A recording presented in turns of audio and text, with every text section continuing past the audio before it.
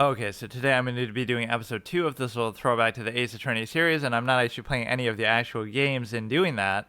I think the only ones I haven't played, or beaten at least, would be the Great Ace Attorney 1 and 2, the Professor Layton 1, and maybe something else. But other than that, I've or at least some of the DLC, like for Spirit of Justice and stuff, and of course, I was trying to do a lot of those as permadeath too, so when I failed them, I'm like, okay, I can't go back and play it, or whatever. I tried the Great Ace Attorney and then I failed the permadeath run. Like if I ever game over, it's over. And then I like exiled myself to say, okay, now I have to play Professor Layton. And then I have to, if I fail that, which that one was kind of unique because I failed that on like a puzzle condition that I made myself. You can't really game over to a puzzle, but I said like, oh, if I can't solve it in X amount of time, but whatever. We're doing a second part of the short story thing where it's like the case maker online. What I was gonna try to do this week, because I thought it would just be a 2-part throwback. Like I would do the case maker last time, and then I would do the online itself this time, which is more like a chat room where you get to. We get to show off my little Ace Attorney art there for Spirit of Justice, which isn't even something that actually happens. It's like an alternate ending that I just thought would happen, so I made the art. I was so confident it was gonna happen that I, made that the day before, like the final day of trial when I was playing that, and then it's like, oh shit, she's not even the villain, which was dumb. But maybe you could say, oh, it's predictable, but it's not like, you don't have to be different just for the sake of being different. So this one is the case maker, just called Attorney Online, which is super old, and I used this like 16 years ago, maybe even before I remember. I was playing our Wrath of the Lich King, so that's like 2008-ish. And that's how long it's been there, and it's very good. You don't have some of the newer stuff in here, like after you have like the music and stuff, maybe some of the settings, but you don't have all the characters like from the Miles Edgeworth games and stuff. But yeah, I even beat Ace Attorney Investigations 2, right, which is a translated one over, right? It was never localized here, and it is really good. It's not like it's one that didn't deserve to be localized over and ported over. So yeah, this is all some of my stuff from like short stories that I've written in the past anyway, so I figured I would combine it. Well, some of it, like this character especially, is one of my major character archetypes that I've used a lot in the past. And so I figured, okay, I'll make it more like that, where it's a short story about those elements, like the character development and things like that, more so than, I have a lot of these one-liners and things that I use that are kind of good. To the point being that the case solving and mystery part is almost secondary to that. And we'll see like whether originally I was intending for him to maybe turn out to be the culprit, like he's so smart and capable that makes him a interesting target. But then I might have a twist where he turns out to actually not be. Yeah, I don't even know. I don't have really a plan for it. I'm just I'll be as surprised as I go along to see what happens. And I more than likely certainly won't finish it. I barely did anything last time, but again, we'll do this. So this is the second episode of this, but next week I definitely want to try the Attorney Online thing itself. And I think that I could maybe even just show it, just to give an example. Like you go into here, right? This is like a dead server. I was just testing it out. But what I'll have to do is I'll have to go online, since I'm not a very big channel. Not that I was very big in the past either, but I would sometimes use this in my debate format on a text level. You might think in this day and age you would... in this day and age, you would basically say, why not use voice chat or something? And I could do that too, but that's kind of irrelevant to this. What you have is a simple ability to say that what you're doing is you pick a dead server like this, right? I don't think there's anybody in here. And although this music is always going on, so because of that, how do you put your own name though? But whatever, this is a little different. But see, you can even play this in your browser, and what you can do is basically, can we fucking pause the music? How do you stop it, actually? Okay, so you stop the music there. So nobody's even here. So this isn't like my server, right? This is like Knights, Vanilla, whatever. But you could just use this. So then you could talk, and you could, have your characters' animations and things like that be there. Right, there's nobody here, so I could just have people come in. So if I was a little bigger creator, I could have people actually do this, and it's pretty easy to do. I mean, it's free. It's you can even do it in your browser now. I don't remember doing that before. And you have a whole bunch of music and character models. I'll stick to the vanilla stuff. But no, this is what I wanted to do. But the problem is I don't want to go in somebody else's lobby and infringe on what they're doing, or try to wait for a case, or that seemed like it would be annoying. So I kind of want to do my own debate format. Like all it'll be is like, okay, I could be the judge, and then one person will be on the defense side, one person will be on the prosecution side, and they'll argue. So we could debate, like, let's debate abortion, or let's debate Trump versus Harris, or whatever.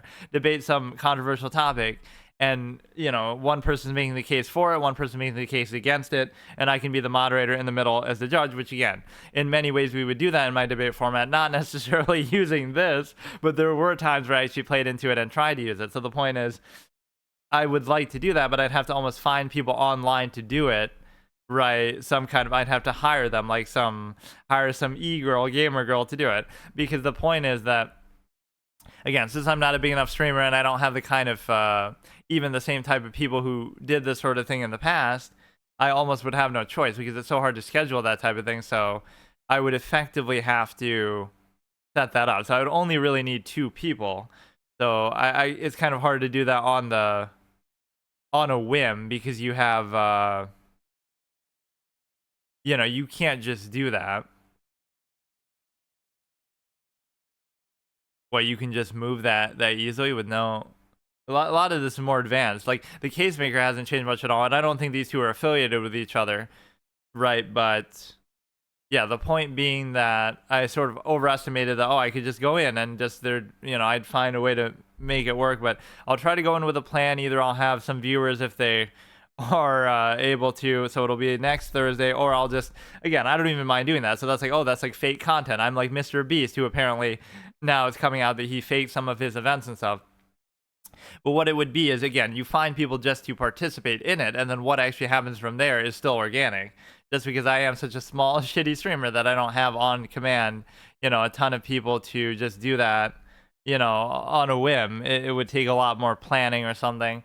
So yeah, I'll try to arrange that for next week. And again, it's not like it's my server. I think I even tried to make my own server in the past, but I don't know, it wasn't super easy to do. So anyway, we'll leave that, but that's just to show what I wanted to do. Now here, I was actually struggling with this because let's sort of recap. Because I was trying to be super in-depth, but then it'll take forever to actually get anywhere. So this guy is like the elitist victim blamer dick. Let's actually use that too. Elitist victim blamer. These are all titles that he would like be given. You could almost have like a journalist. Yeah, you know what? Let's do that. It's a lot of heart archetype, because you would have this journalist that is either, I don't want to play too much into the lot of heart thing, but how do you actually, oh, here we go, character base. But no, this is pretty good. And we have let's go with somebody aside from that. Isn't there a character like that in Apollo Justice too?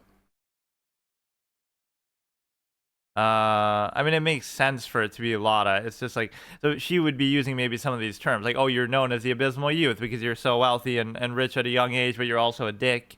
That's kind of what this character is about. You're so successful, like he cured cancer. I added that in too. That wasn't a characterization I added before when I would use him. But world's first 29 rated chess player by 15, or I mean, at 10. So just to show he's so capable in so many areas that nobody can question him despite him being a dick. By 15, world's first trillionaire, invented renewable energy, cured cancer, and terraformed the moon. Expected to terraform Mars by 20, again, playing into what people would say Elon Musk. But I totally said that before I even knew who Elon Musk was. Just like that he would do those kind of 3 achievements. He would have cured cancer, he would be the world's first trillionaire, he would have terraformed the moon or Mars or something like that, just to show, like, look how accomplished he is in so many fields that found renewable energy, that, again, he can talk shit to all the world leaders and everybody, and nobody can say anything to him. So there'd be some sort of reporter type character that we could have in the backup here. And using Lotta Hart is kind of, I wish I could use that from Investigations like 1, where it's the one chick who's kind of Lotta's protege. I don't want it to be like sort of too on the nose, but some of these characters you can't really choose because, there's only going to be so many that I was just using Lotta in Attorney Online too. But no. This will be the last episode for this because, again, I like these to be 2-episode series. So let me recap on what I've done for the Throwback Thursday so far. This one's very fitting because this isn't the sort of thing I would do at any other time. And it is meant more as a writing stream than even anything to do with Ace Attorney. It just happens to be a template that would be you're just kind of putting a face to the name and sort of playing into it a little bit with the visuals, but effectively it's just, I could just easily just do a writing stream on a blank notepad or whatever, right? So the first two episodes I did Town of Salem, so that was my first time playing that in years. Then the next two I think I did WoW, right? So WoW classic hardcore Season of Discovery, no abilities character. So I did 2 more episodes of that. Then I did 2 episodes of Cataclysm since I'm stingy and I'm like, oh, I subscribed for the month to WoW, so I may as well do this too. So I did Cataclysm Classic where I was trying to set up my skill shot only click to move first person thing in Cataclysm, and then from there I have the ability to now, I did this last week and this week, so definitely I'll have to do some planning and figure out. So some of these are going to be like almost little quote one-liner jokes and stuff that I would do. There's some line with him like, oh yeah, this is a line that I've used a lot in RP before. Right, so I'm sometimes nervous about doing this because it's not like, oh, anybody's going to steal it, but I should almost do it to formalize some of these things that maybe I've said in the past, but I don't really have any record of it because I don't really, I don't know, I never used to really upload stuff. Why do I need to look at people when I can already see through them? Because he always wears the glasses and he doesn't like making eye contact with people. Like, what need have I to look at them when I can already see through them? So this will be a reporter again. I don't like how on the nose it is with the character. Let me think here. I mean, you want it for like the animations and stuff that you can potentially use, but let's see. Handles technical activities that Bryden cannot. So these are basically his 2 assistant characters. I would almost move it like next to each other, but whatever. So you have her. Let's watch what we've done so far, which wasn't really that much, but let me add this as a character. So I figure she can be the one who can sort of name drop a lot of these quotes and lines and nicknames for them, in a way that otherwise I'm just putting it in the profile just almost as taking notes. Right, so it's not really meant directly as a profile. This can seemingly go on forever too. You never see one this long in the actual series, but it would be sort of very long form in the sense that you're able to whatever. It's more just like character notes and things like that. Let me think, what is a good RP character name? That is one that I use a lot for various reasons. So just go reporter who is obsessed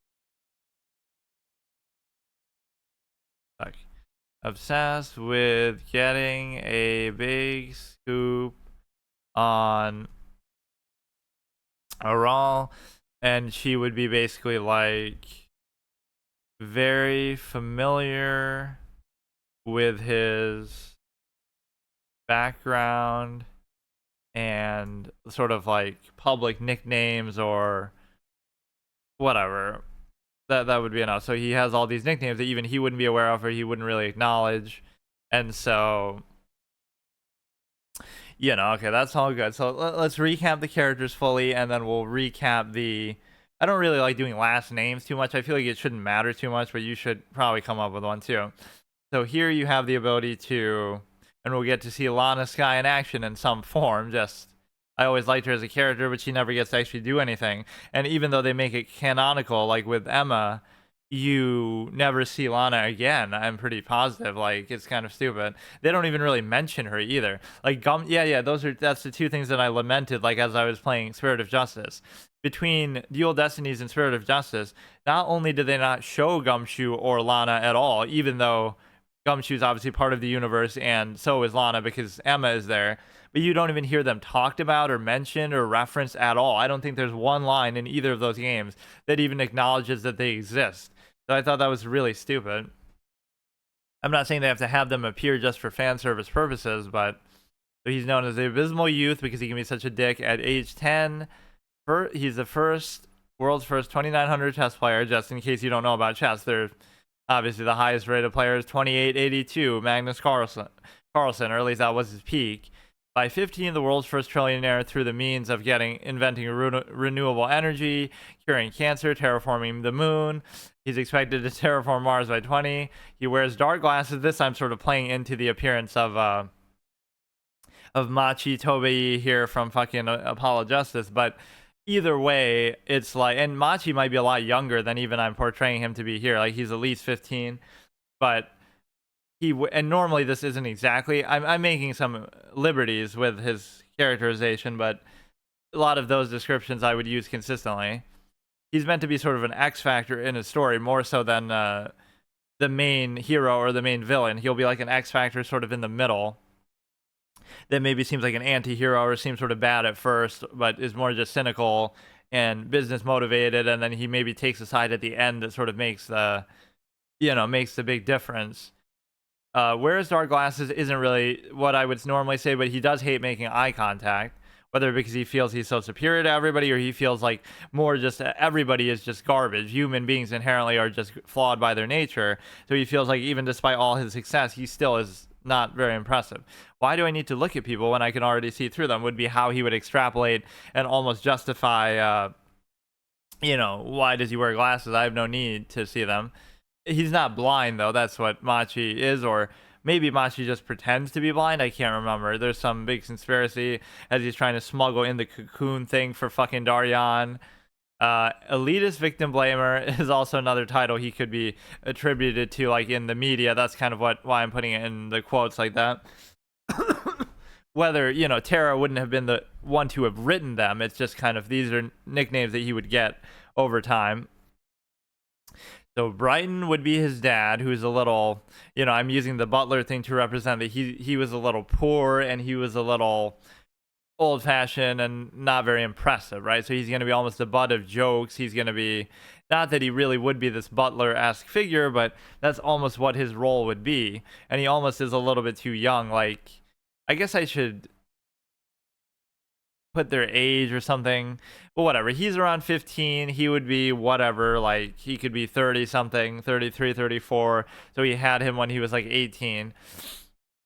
So Aral's father, poor and uneducated, when obviously as he was raising him too.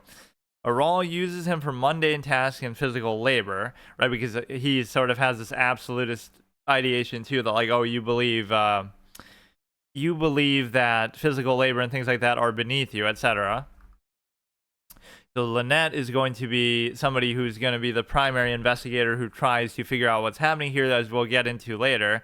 Or maybe I won't, because this will go on so long. I like the idea of doing this, but it's very hard for me to get back in the swing of this, because I haven't done writing streams or debate streams or things like that in a while. So, but no, for next time I will definitely try to set that up where I'll have like my own little private server to use, even though it won't matter because it's not my server, but it'll be some random one that has 0 users in it. So you effectively can just do whatever you want. And there's all these different courtrooms to go into. So we'll just go in like courtroom 5 and fuck around and whatever. So Lynette, and again, we could discuss like real world issues or stuff to do with games. And it would be so fun, but I don't have that kind of community anymore where people are super active or anything. Because yeah, it's in the past I had like a slight, a little bigger channel than what I do now, but it wasn't even about that. Like I would have it was just different, I guess, the way I would do it. Maybe because I would do it more, longer streams. It was just different. Retired diplomat who has stayed out of the public eye since her famous career brokering peace all over the world. And so that even in that description, I'm sort of subliminally implying that she's like a spy, right? You think, oh, she's a diplomat and she stayed out of the public eye, so like there's something dubious. So it's not explicitly saying that, but she's more like, rather than simply a diplomat, she's more like a James Bond spy. Not really like James Bond, but she's more like a spy, and she's kind of doing stuff behind the scenes and is a lot more influential than that would indicate, but that's more like the surface level that we know. So we'll slowly reveal certain things about that. You could almost use Bobby Fulbright for that, because that's basically what he is. He's what do they call him? Like obviously he's the Phantom, but he's basically a international super spy that is fucking doing very high level espionage things. Ambassador Pedden, so he will be potentially the victim, so we'll see how exactly that plays out, meaning we won't actually see him, as the image would kind of give that away. No, you do actually see him, though. He's one of the few that you get that with, because you meet him. That's actually perfect. So you could see him in like a that's actually amazing. You could see him in a flashback, and he's one of the few victim sort of title cards that you could use, because normally you wouldn't have anyone to work with, right? But in case I want to do a flashback later, that's probably why I chose him. You have that little scene talking with him at the beginning of Case 2 in Justice for All, and then he promptly dies after that. But at least you get some animations for him because of that.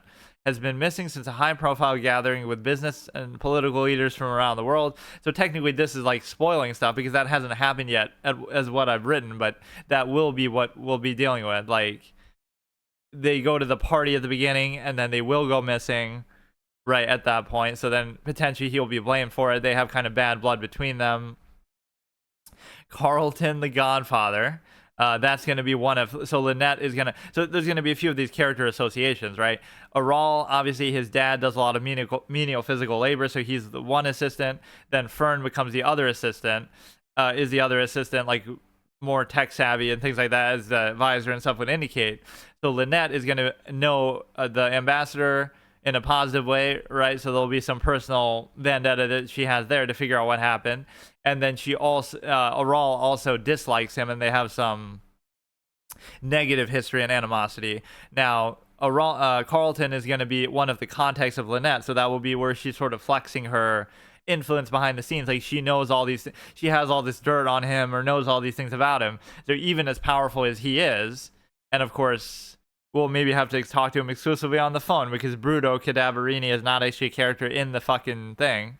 Or, you know, those could be some alternate story cases that you could tell, right? Like, some of the threads that are left hanging. Like, let's think about back through the series.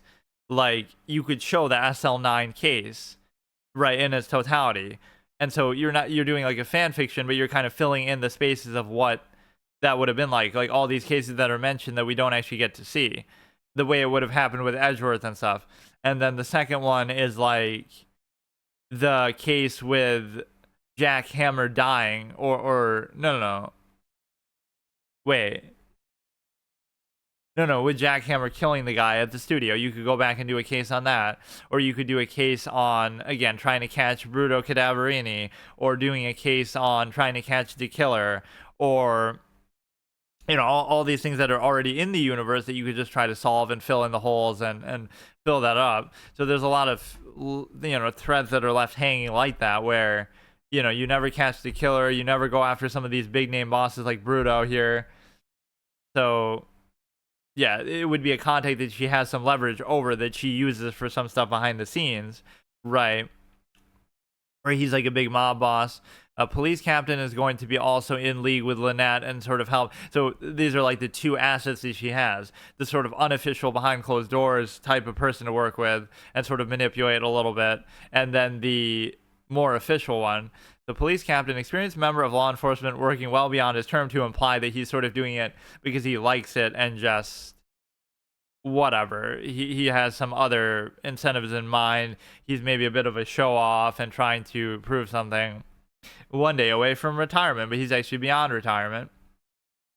So obviously he's a lawyer in the games, but that works for appearance purposes. I didn't want to use Damon Gamma because that would be a little bit too on the nose. So Fern is the assistant to Aral, handles technical activities that Bryden cannot, to imply that he's obviously a stupid moron clown too. And there'll be a lot of shit talking towards him from Aral, and also just in general to other people. The Attorney General, I didn't bother to give a name.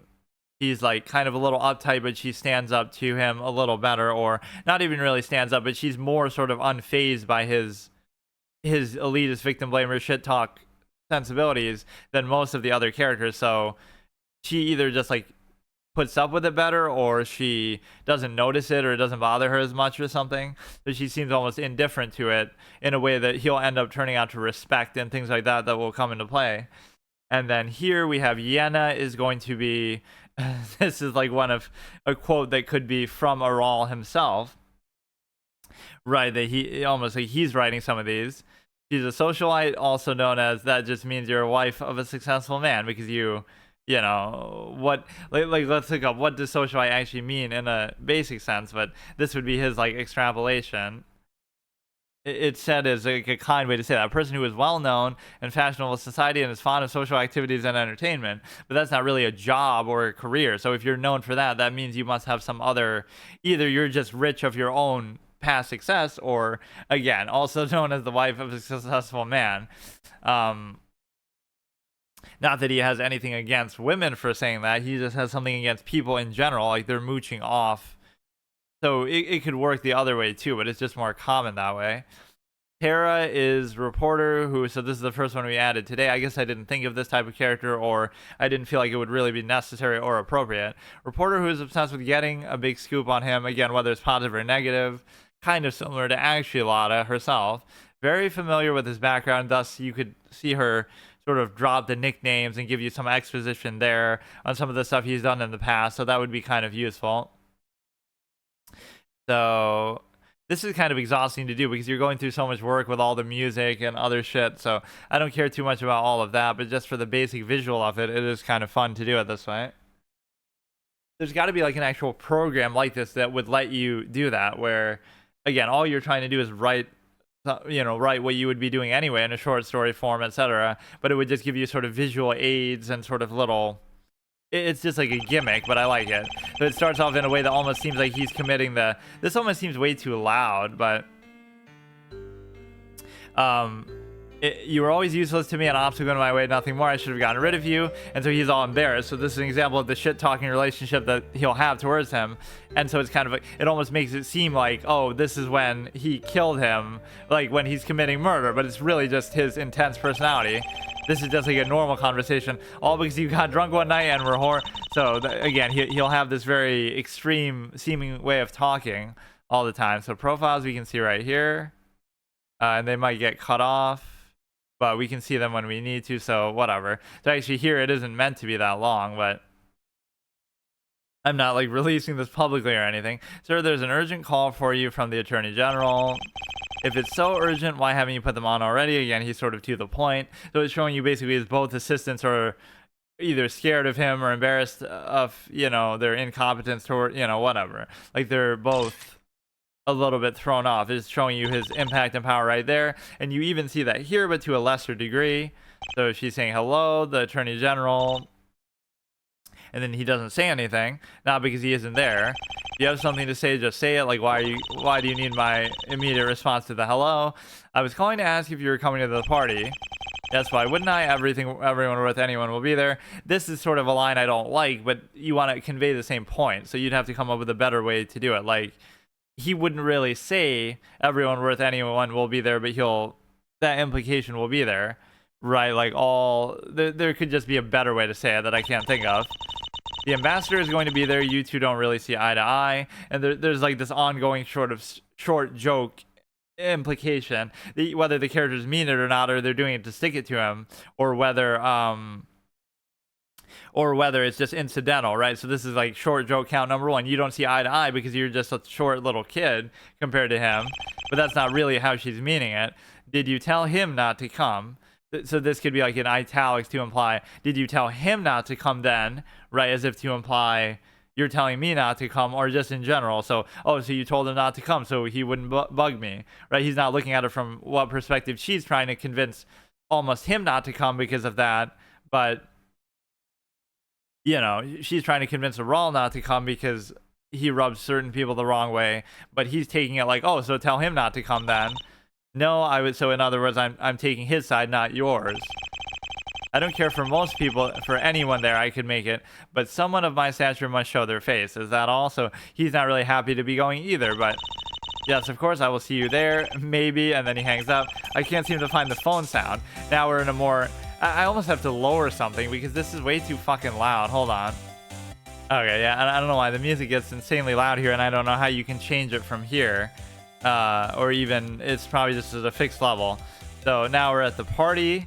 I could do that little thing with the black screen and the green text to slowly typewriter entry, whatever, how they do it whenever you go to a new area for the first time or something, or whenever some new event happens. But whatever, we're at the party now. Are you sure you don't want me to get you anything? So again, him being dressed up like a bellboy is a little bit superfluous. Like, it's just, he's not really meant to be dressed like that, but it's just to show his sort of subservient, almost low-class nature, right, compared to everybody else. So are you sure you don't want me to get you anything? So again, he's not the butler for everybody at the event. He's just doing it for Aral. I hate this kind of food, you know that. Even though it's very high-class, you know, good food. Either his standard is higher, or he's just kind of weird and he doesn't care, and he almost prefers, like, fast food or something like that. We could characterize later on. Are you going to talk to anyone? So they're kind of just standing there to imply. I'm sure they will talk to me. Right, whether a form of self-importance or whether he just doesn't want to in the first place and he's trying to avoid it. Ma, you have grown since the last time I saw you. And so, again, that's... Maybe you could have like a pause in the middle of that where something else happens and then somebody talks. It's kind of too direct. Like, I'm sure somebody will talk to me, and then immediately they do. That seems a little abrupt, but... Ma, you have grown, so obviously that's the second implication of the short thing. It's almost like in Full Metal Alchemist where you have, you know, everybody always making fun of how short Ed is. But it is good to see you. You're looking mighty handsome. So she just automatically changes the topic, so he doesn't even say anything. Oh, my son treated me to a new uniform. It's nothing really. And now there's a bit of embarrassment, like, oh, you're not supposed to say my son. You're supposed to say, like, my boss, and show more respect. So he doesn't like that aspect. So, oh, I mean, my boss got me a new uniform. We know how much the little one loves you. Again, another short thing. Well, I'll talk to you later. And so there could be some sort of implication that she's one of two things. She's too innocent and naive to really know all the dynamics of what is there, like, or she's doing it to try to stick it to him and being like a little passive aggressive. So she's either just too dumb to know how she's coming across, or again, she's doing it on purpose because she's whatever, just petty, passive aggressive, annoying, kind of stupid bitch person. So either way, that would be kind of an annoying character that you probably won't see very much. And then of a successful man, so we haven't really established whose wife she is, but she could be one of the other characters, or maybe just unrelated altogether. So let me think of what more I can do with that. I almost don't even want to do it. I was planning on doing the other thing, but now we'll end up doing 2 episodes of that, which that in itself will be... let me see. I like doing this stuff sort of improvisationally, but I'm maybe not the greatest at it. So now you're at the party, and now something's going to happen. So look at this again as just a storyboard, which literally that's what it is. But I mean, it doesn't have to be the greatest perfect dialogue, so I should plan it out in a rough sense and then try to translate it, but I kind of into dialogue and stuff, you know. So effectively, now they're going to go on with the party, and then somebody's going to go missing. Or they're going to find the ambassador missing, right? And then that's going to cause some problem. And then later on, Aral might be suspected, and then Lynette's going to look into it. And so these are some of the basic events that we're going to be looking at. And then it would also be a case where, you know, you're basically trying to turn it into where he's so highly capable and resourceful that he ends up... it's sort of that implication, like, you really think that if he was the murderer, or if he did do something, that you'd be able to catch him because he's the world's first trillionaire and he's cured cancer and he's done all these crazy things. But, like, he's so smart and above everybody else that whether he did it or not, you would never know because he's just too good to ever get caught. So let me think here. Yeah, that's all we did in the whole amount of time. So we have the sort of regretful music from Reminiscence for the the Gregory Edgeworth case. I forget even what it's called, IS-7, I think. And then we have the little annoying music for annoying characters here. I don't even feel like that's what it's called. I feel like it's more like Noisy People or something is what it's supposed to be called. But apparently, congratulations. That would be more like When You Win the Case, which is some different kind of song. So we could just do some of these as placeholders. Like now it'll be ambassador goes missing. This will be like several potentially, and how they even find out, I don't know. Or they'll have like a conversation, and that'll give the impetus to believe like maybe why he was responsible when they're already known to have bad blood that we could kind of explore and expose later, right? It's kind of a good way to write stuff sometimes is like you're writing it in such a way that like you're leaving these hanging threads that like, oh, we can leave that. Like from the audience or reader's perspective, you would say, well, I'm going to imply this, like, oh, you don't get along, but then I won't tell you why they don't get along. But not just because, oh, I haven't thought of it yet, because, you know, I'll come up with it later too. But you leave all these little hanging threads that you can address later or whatever, just so that there's something there. So, in other words, it's sort of a mystery to you yourself and the audience, and you'll kind of let it come organically instead of trying to explain everything right away, and you'll sort of, you know, give the audience something to wonder about. And so that's something that Avatar 2, for example, doesn't do very well, because now we'll see, oh, there's the Fire Clan coming up in episode 3, part 3, but they never even mention it. They should have mentioned something to do with it and left it hanging, like, oh, maybe the Fire Clan will help us.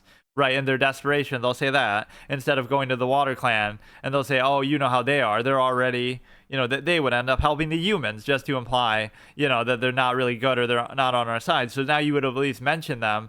So now that's good foreshadowing for the next movie if you know you're going to do that.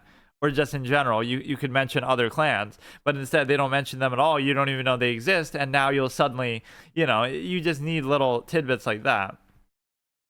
So now this will be not immediately like this, you know, in one line of text, but the Lynette ends up investigates it, right? So you'll see sort of her perspective. So we're almost seeing it sort of from the perspective of the villain too, potentially, if you're going to look at it like that, where, you know, he's more so the main character than even her. But from a player standpoint, I'm not worried about the gameplay aspect or how this would actually make sense as a case, but whatever, we can maybe reform it that way later on. So the ambassador goes missing, then she would investigate it, then she suspects,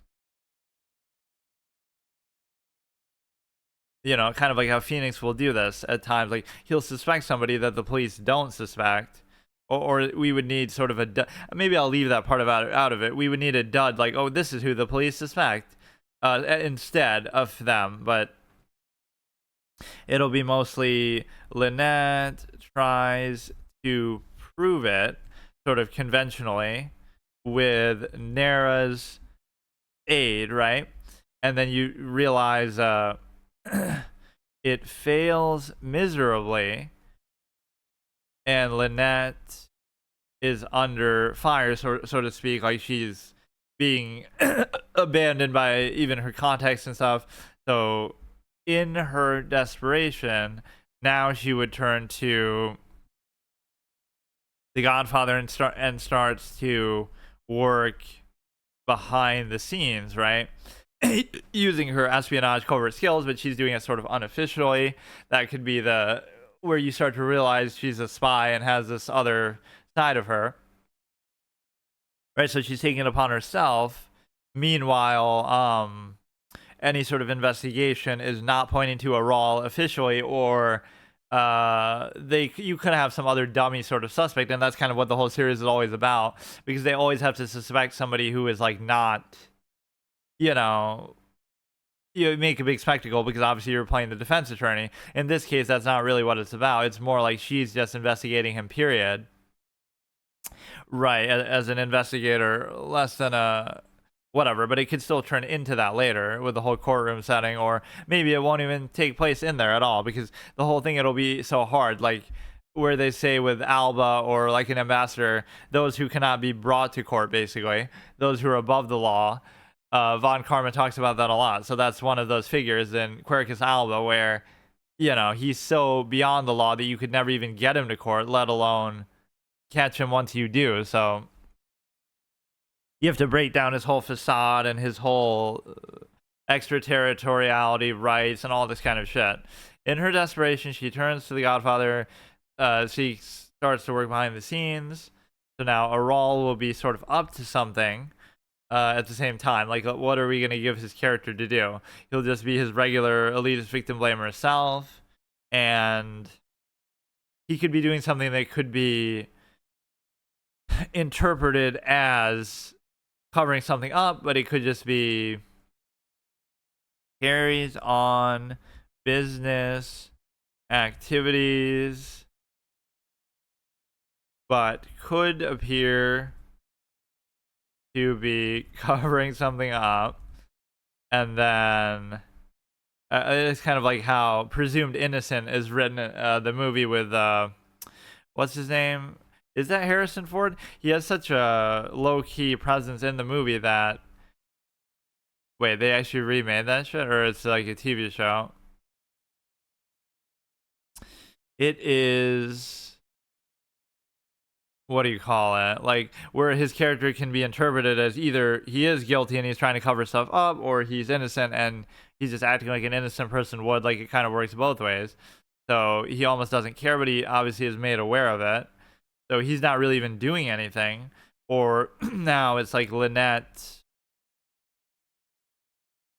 sort of ends up being followed, and so it seems like you won't know whether that's by someone, right? So you won't know whether that's actually someone trying to maybe help her, maybe figure out what she's doing, maybe trying to kill her, maybe stop her from doing what she's doing, maybe keeping tabs for Aral. Maybe it could be him, maybe it could be somebody else. But that could be a sort of a twist element that you think it's him the whole time doing this and behind this, but then it's actually somebody else. So there ends up being that dynamic, but of course, being the capable spy she is, she wouldn't really be that bothered by it.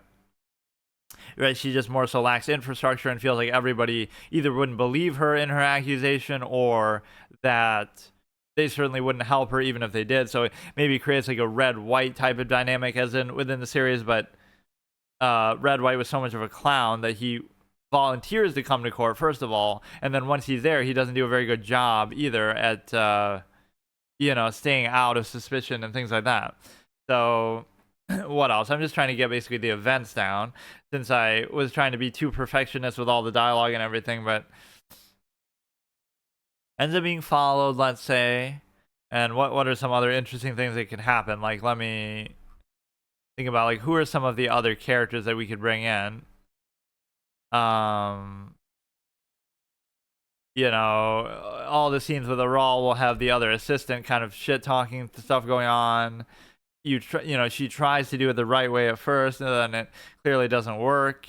They aren't willing to help, but then he could end up doing work behind the scenes, right? He'll kind of shush her off, make it seem like, oh, what are you in Aral's pocket too, like everybody else, kind of thing. But he'll more kind of like Grossberg is actually in Red-White's pocket, but whatever. The point is that you would end up being where he might still be doing work behind the scenes, but he just won't tell her, and then ends up helping her later on, potentially. The same way that, I don't know, he's going to be the act factor that normally Aral would be in my other sort of stories. But let's see. So the ambassador still wouldn't be seen from or heard from. You could have potentially a flashback with the ambassador at some point. Or you could have an actual conversation with him too, just with respect to where you're actually having a fight at the party. So you could have like fight or conversation, or maybe Yenna could be the wife. No, I mean, it could just be two separate encounters. Fight, conversation with Aral and ambassador. So that would open the door for basically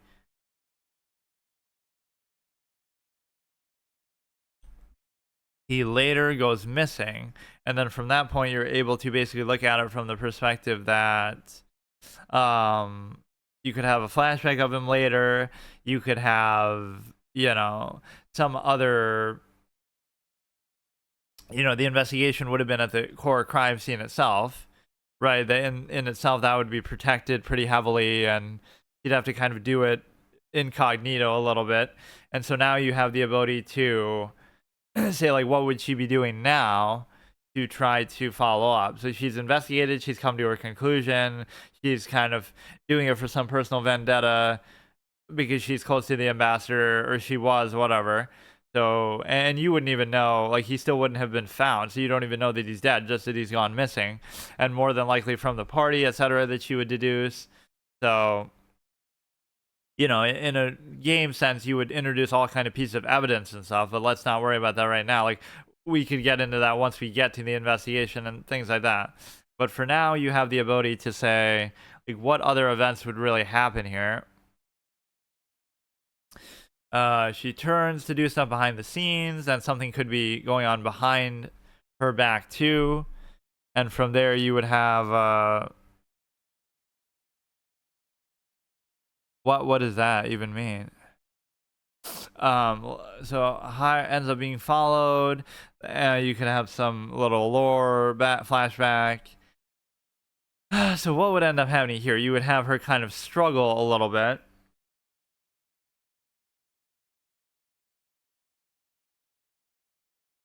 And the reason why is because you're kind of, I don't know. There's got to be sort of other dynamics at work here. Maybe her own like little love life, love interest, or something. Right, you're looking at it from her perspective as the main character almost now a little bit. Or again, if it was the player, you would be doing that as well. So you would have not that you always have to be like that. Even if, you know, oh, you're playing as Phoenix, you still get to see conversations between other people at times, right? You're not always you know, even like the intro, you end up seeing like fucking who the killer is and things like that they'll give away. But I think for the most part, you normally only do see things from Phoenix's perspective. I'm sure there's some exceptions, but we don't have to do it even like that. But just use the pursuit theme of Ace Attorney. Yeah, we'll have to fit in all the music dynamics later on too. Okay, let's see. What else would she do? She would be kind of be dejected and not really scared, but okay, she's dejected and she sort of has some maybe bad habit that she does. So she could like regress in that way, like some cliche with alcohol or whatever, right? That she normally doesn't do it, but now she's kind of at a low point, something like that.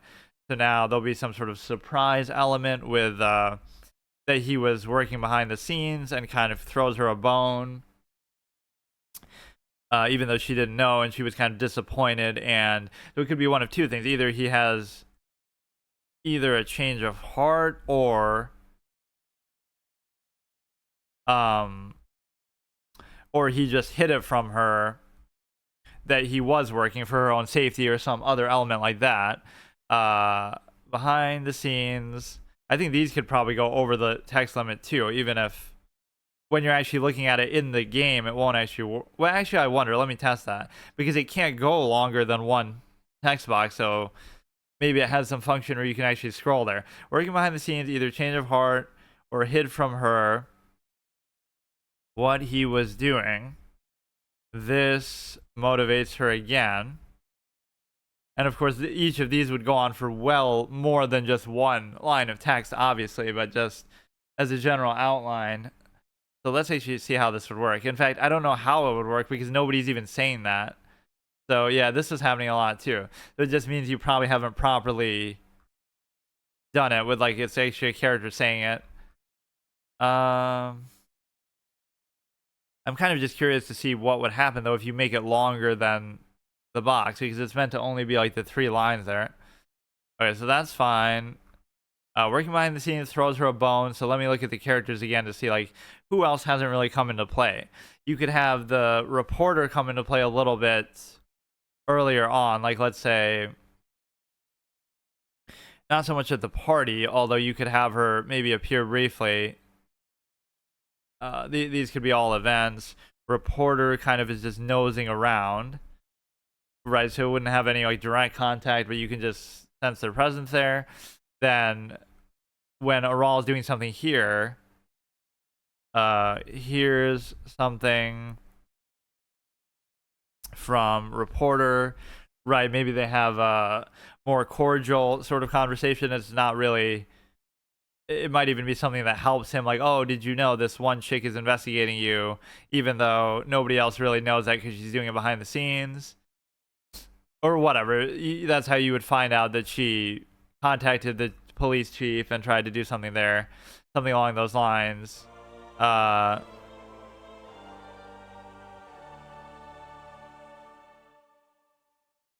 Hey Stars, thanks for the follow. Subscribed for 11 months, currently on a 11-month streak. Oh, really? Wow.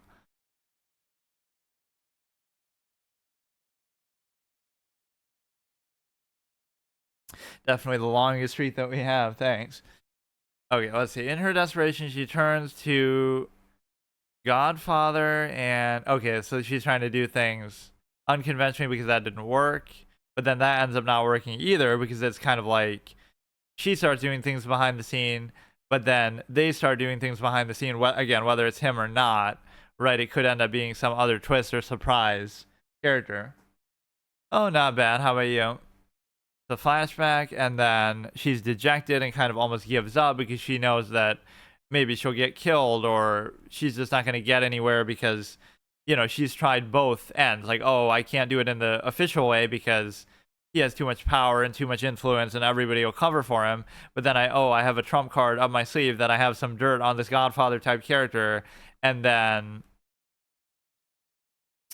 where did I put that? Yeah, and then she tries to work behind the scenes, but even that doesn't work because it's kind of matched by, there's still one step ahead of her and she's being followed and stuff. So everything she tries to do, right, her backup plan doesn't work either. Still getting takeaway? Oh, like takeout? Yeah, kind of. Not every day, but whenever I'm hungry. Otherwise, I'll have like frozen, packets that you just microwave, things like that. Make a meal, yeah, in the microwave. Let's see. So she's dejected. She regresses in some way. And so now it's about time that maybe some other character should basically die. Nara was working behind the scenes, motivates her again. Right. So Lynette makes progress. So Aral becomes sort of threatened now. Now it becomes actually for real. Whereas before he wasn't taking it seriously and takes threat seriously.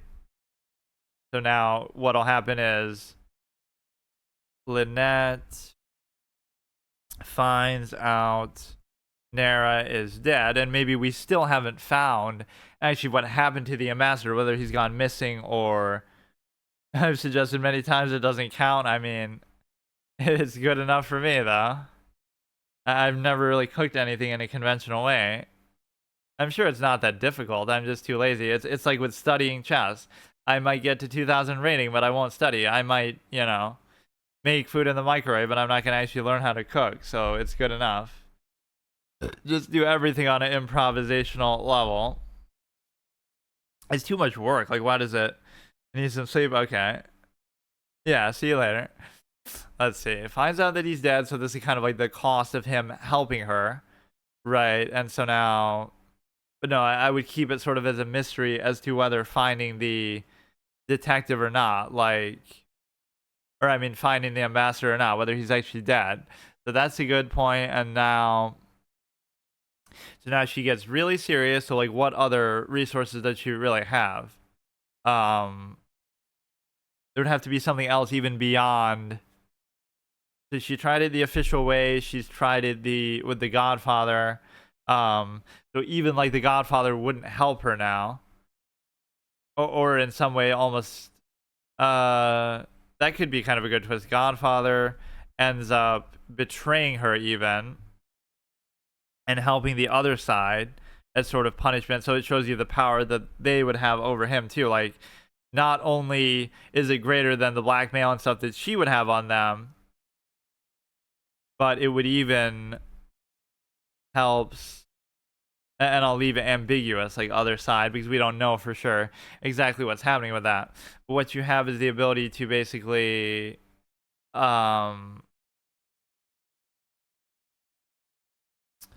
ends up betraying her, kind of could help the other side. So now she's kind of on her own, but she made some major progress because of the she made some major progress because of Nara and his sort of sacrifice. He could die maybe much later even than what I'm saying, but that would be kind of a good way to show what it takes. So now one character is going to sort of have to tip the scales.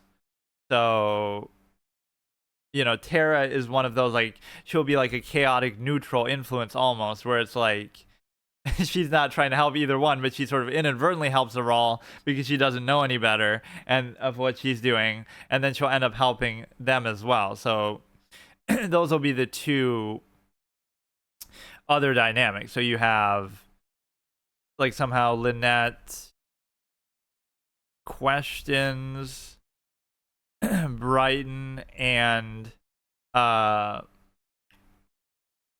first of all, maybe meets Tara, and this allows her to question sort of indirectly. There would be like some elaborate scenario, right? Like, so she meets the reporter, and the reporter has some sort of inside information that then allows her to get the inside track and question Brighton and Fern, right behind Aral's back in a way that he would have otherwise prevented. And so that allows her to get in really close. And again, Tara's not really, doesn't really have a horse in the race, but she's kind of just inadvertently doing stuff that both helps and hurts the investigation just because she's one of those weird characters. And then from there, you have the ability to see, like, okay, so now she's getting like really close to figuring out what happened. And so what could happen now? Just let me see, like, what other characters would be relevant here? Oh yeah, like the AG could have like a major X Factor thing in the end here. So now the body is maybe discovered. Body of ambassador discovered. Whatever, not really directly by them, but they kind of find out and are so now it becomes like, you know, it's sort of in their hands a little bit. So both Lynette and Aral would try to kind of manipulate that. So it's kind of up to her. So now Aral could kind of flex his muscle to AG, but as usual, she's kind of the one person who she is indifferent, right? Sort of unfazed. And so at that point now, she could turn into the X Factor that normally he is in other story applications that I use his character and namesake. So now you have the ability to those two, yeah, this is female power ending, fucking whatever. Let the main character in a Phoenix Wright game be a girl for once. Which kind of, Athena was a major character in Dual Destinies, but it's not really the same thing. Lynette, I like how Apollo Justice turned from, oh, he's going to replace Phoenix, and that's the new direction of the series, to everybody hated him so much and didn't like that game too much, Apollo Justice, that they said, fuck it, we'll just make him part of the team and bring Phoenix back, right? If Apollo Justice had worked out better, both the character and the game, they might have just abandoned Phoenix and said, okay, this is the next generation, but... And then I guess they kind of work around to doing that in Spirit of Justice too, where he ends up being, I wasn't expecting that to be what it was about, but I guess it has justice in the name, as if, you know, Justice for All also has justice in the name. That doesn't mean it has to do with Apollo, because he wasn't even in the story yet. Sort of make their final moves, and so it's the case of... So like AG brings him to court, so she kind of becomes the final X Factor. So now what ace in the hole would he have to basically uses something to sort of get the advantage back, right? So what would it actually be at this point? It would be the fact that so the ambassador has been found, like all the characters are accounted for. Maybe something to do with the Godfather, because he sort of betrayed her. She's not really going to have much relevance, but she could maybe testify at some point. The two assistant characters are relatively neutral here, but they could sort of both testify. So these would be sort of the dynamics of the court. So Yenna testifies as sort of one of those comic relief first layer things that isn't really too impactful about the party, right? Then you have the ability to also look at Aral gets very strong. Again, this is even assuming that he did it, which probably that would make sense. I mean, that's how this whole thing is being built up, that he's such a capable character. Gets very strong alibi from obviously his two assistant characters, basically. Right, so that makes it very unshakable and difficult to do anything. So now maybe Tara could come in as like the weird X factor that she is. And get some implied help from, again, either connections and even the Godfather that he has sort of gotten over to his side somehow. It was just to show like that's his final lines of defense that make it very difficult. So now this is like the better way to sort of make progress in actually doing it. Like, because if I do it at the pace I was doing there, that would take a fucking century. So at least we outline some of the major events. So now the only other character dynamic is maybe the reporter, right? Because nobody else is going to save you, right? Nara's dead, the Godfather's sort of betrayed, and he's gonna be not really coming back over, so so the only thing you would have is desperate, and it's like one of those things where she almost would be, you know, how Gant threatens you or something, like, oh, you'll be disbarred or something, so loses face even, so kind of in desperation. Tara shows up unexpectedly, again, not even for heroic reasons or that she entirely knows what she's doing, but that gives her kind of one chance.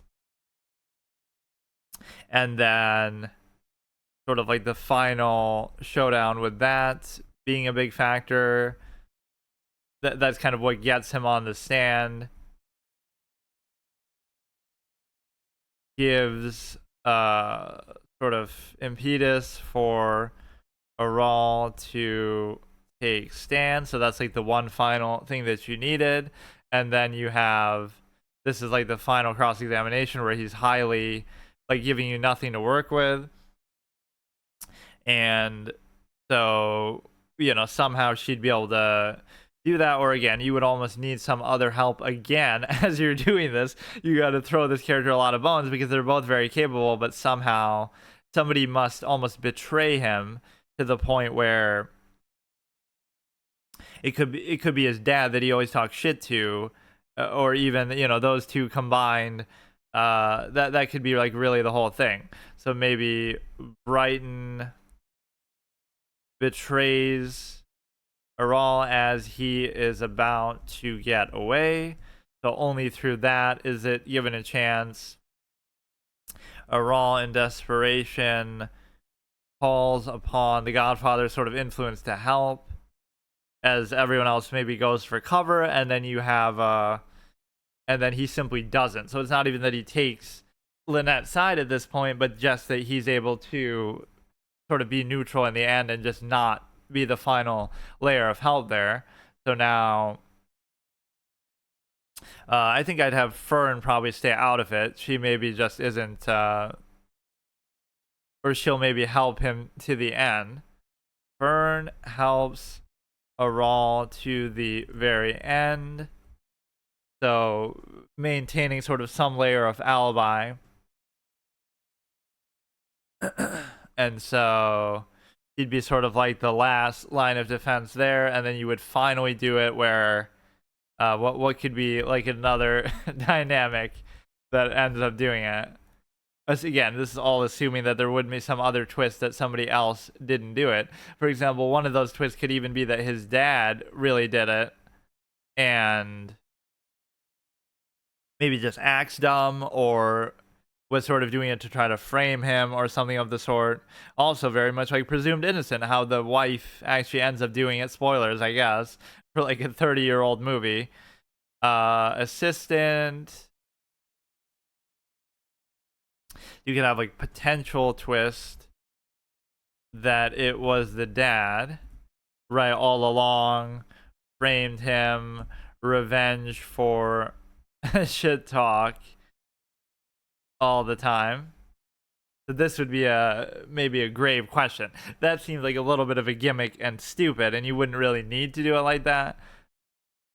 Or potential outcome: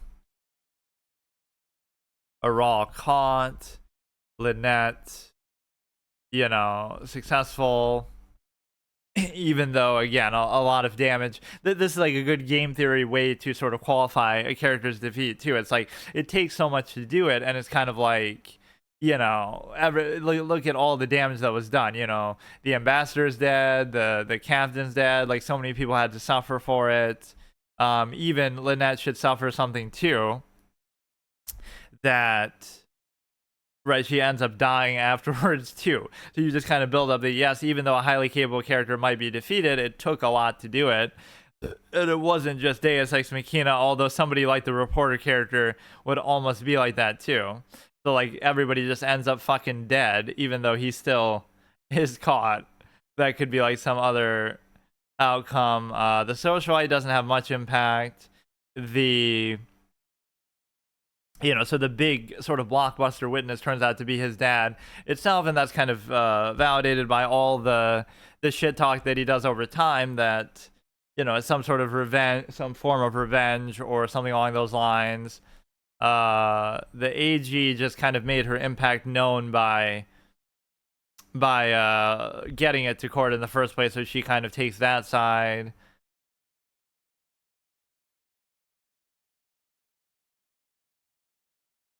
There should be something that the Godfather does at like the very end, or you know what it almost should be, is that he somehow gets away still. So like he uses connections to get away, and somehow, maybe that, or Lynette like does it herself in some way, like outside the law. So like it's you would just shoot him in the courthouse or something like that. I don't see why you should give it to the Godfather there, because he almost shouldn't get that credit or that moment. But he goes from helping Lynette at the beginning, being blackmailed by her, to then helping Aral somehow because he's being blackmailed even worse by him, and then to not helping him when he really needs it, or something like that, or helps. Maybe it has like one final impact there to help, and then, right, that would also be consistent with the game theory that like, oh, it's so difficult that even after all that he somehow walks, but he's exposed enough, at least to the extent that somebody would be willing to do it, right, themselves or whatever. It makes him sort of more of a target potentially, so even if he didn't get caught. So yeah, each one of these, we're up to like 58, so each one of those could be absolutely fucking 20 lines of dialogue in and of itself, commensurate to what we did in the first part there.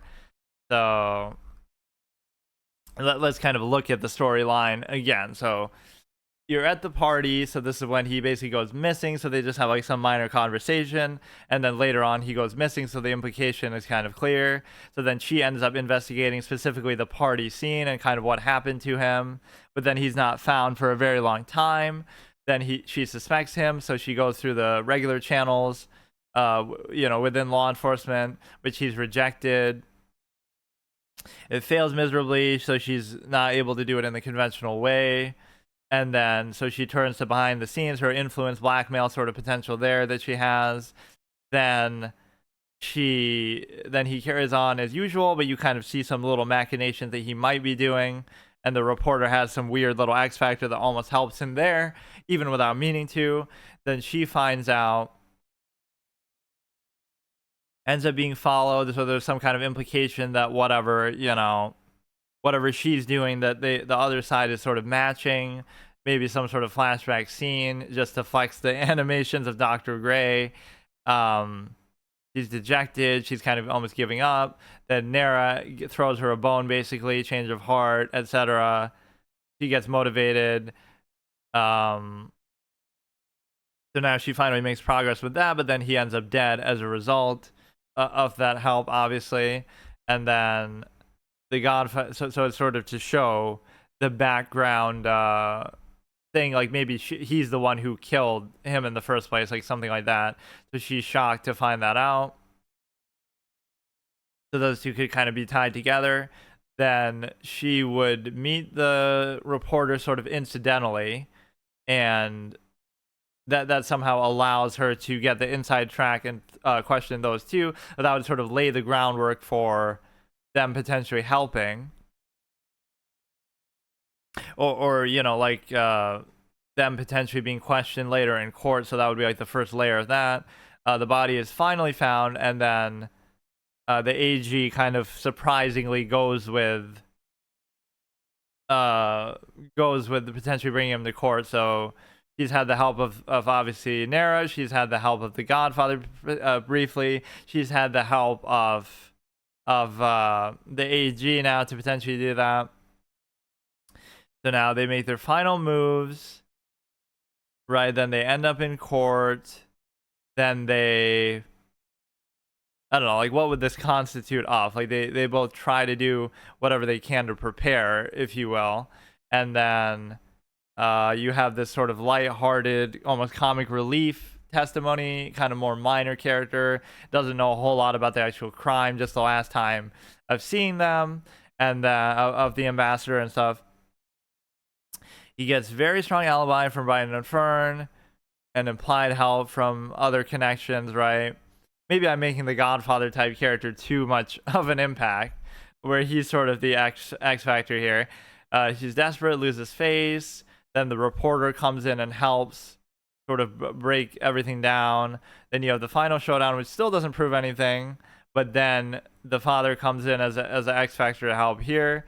And then in his desperation, he calls for that help because a lot of the other connections maybe won't help him now.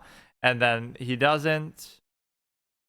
Maybe Fern stays loyal all the way for some other reasons. Like she, even as tech savvy as she is, she's grateful for everything that she benefited from him over the years, something like that. So that makes it very hard, despite everything else, that she helps him to the end. Then the twist could be that almost the dad was doing it on purpose all along, or, you know, even committed the crime and was doing it to try to frame him, or maybe he just actually did do it and he's actually caught. So either one of those works, consistent with the writing, because again, the father character would have seemed kind of dumb or incapable the whole time, but he would have a clear motive to do this, and you know, maybe he wasn't as dumb as what he seemed. And then potentially he uses connections to still get away, even though he is declared guilty. He kind of is trying to escape. So then he somehow, you know, you'd have to go that far to ultimately do it. And she obviously had a close relationship with the ambassador to care this much about it. Maybe he was his mentor, her mentor, or maybe they had a thing, even though the age discrepancy here. No, actually, there wouldn't be that much age discrepancy just based on the portraits. Like if you were to say, how old is Dr. Gray compared to her? Maybe not that different. So whatever, at least we got the general storyboard out of it, which isn't bad. Actually, there are some interesting elements. I feel like I'm using towards the end maybe the Godfather too much as a plot device that I shouldn't. Maybe his last impact could just be where he just decides not to help, right? He ends up betraying, but then he decides not to help. Where is that? Yeah, it calls upon that in desperation, and he just doesn't do it. So maybe she, I don't know why that would have to be necessary. Basically, he uses his connections to get away, and then maybe he feels bad and helps her once more, or whatever. He would need like some sort of other vendetta, though. Like, why would he really do it? Right? It's like a vigilante justice sort of moment at the end. That's what it would take.